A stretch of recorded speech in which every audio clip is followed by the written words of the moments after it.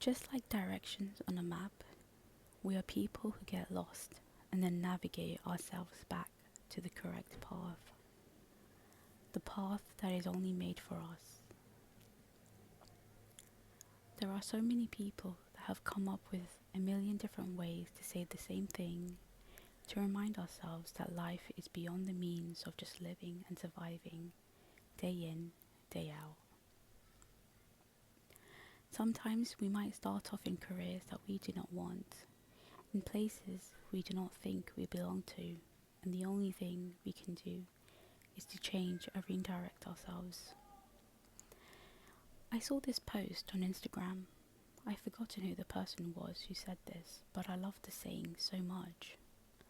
That like cars, when we lose our direction, we do not try to go back to change something or to change ourselves. Instead, we direct ourselves. Find a better route, a new route, a more stable way to get to our north. We work towards new goals, new beginnings, new awakenings, because that is how we grow. Growth doesn't come with standing still.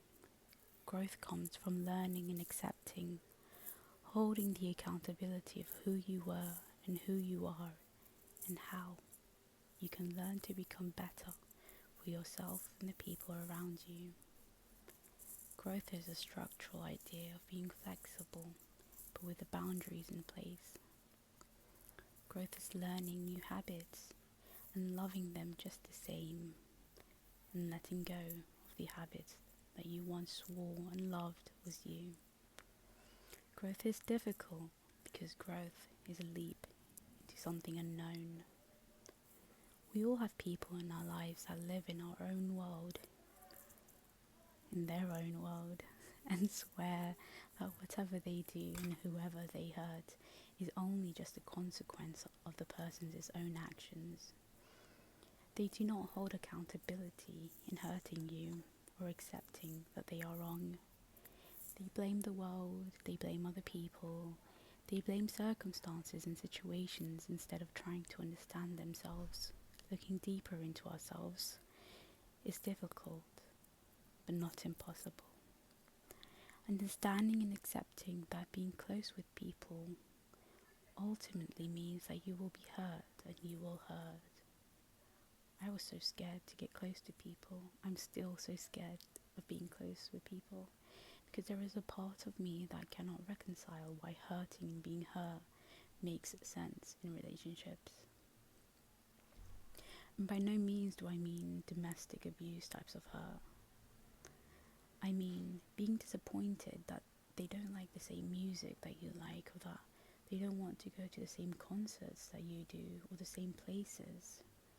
But people are so beautiful, so intricate, woven through tapestries of time and embroidered in culture and love.